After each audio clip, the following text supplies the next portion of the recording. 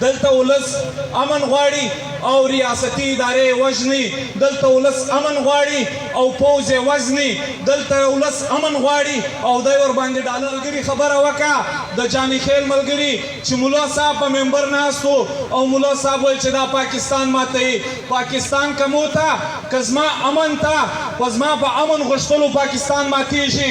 خدای تر ماښامه نه کې د دهشتګرد په نامه پېژني. څنګه مې دنیا د دهشتګرد په نامه پېژني؟ امن مې د زوی نوم دی، د لور نوم مې سندره ده.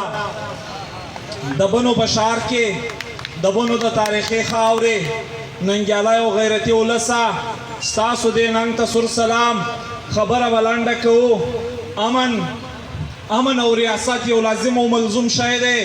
کله چې ریاستونه جوړ وي د هغوی له ولسونو څخه هغه ټیکس هغه د امن دپاره اخلي، هغه فوجونه د امن دپاره ورته جوړوي، هغه دا کومې سیکورټي ادارې چې دي دا د امن دپاره ورته جوړوي.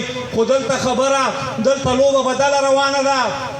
دلته ولس امن غواړي او ریاستي ادارې وژني، دلته ولس امن غواړي او پوځ یې وژني، دلته ولس امن غواړي او دی ورباندې ډالر اخلي. او دا واحده قوم پښتون قوم دی چې په دنیا کې د ډېرو سیالانو قومونو سره برابر قوم. خدای دومره در په دره چې دی اوس امن ته سوال کوي، دی د امن د سوال دپاره راوځي.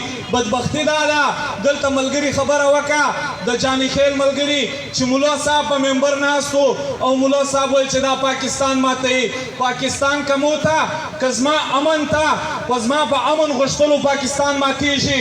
خدای تر ماښامه نه کې پاته داسې دماغ کې چې بیا بل په سر نه وي چې دی ما ته امن نسي راکولی او زه امن غواړم. او بله خبره د طالب خبره چې کومه کوو، طالب چې کوم دی طالب نه دی، دا طالب نه دی، دا فوجي دی، دا طالب نه دی. طالب ته خو زه ته د کور نه دوړه ورکوو او ډوډۍ ورکوو. هغه خو په جومات او په مدرسه کې غریب ماشوم ناست دی. دا دلته ترهګر چې راځي طالب غلا نه کوي، دا خو غله دي، دا خو ډاکوګان دي.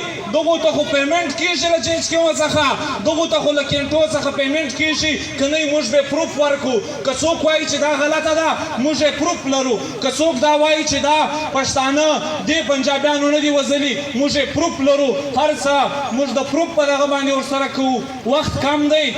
آخري په دې شعر باندې اجازت در څخه اخلم. مشرانو ته وینا دغه ورکوو. وایي کومه لاره چې د لمر کوڅې ته وځي، کومه لاره چې د لمر کوڅې ته وځي نه محفوظه ده نه ښکلې نه هواره. او موږ پر درومو دا اتله فیصله ده، موږ پر درومو دا اتله فیصله ده. ځان پرست دی یو وځي لکه تاره. ډېره مننه. کور ودان.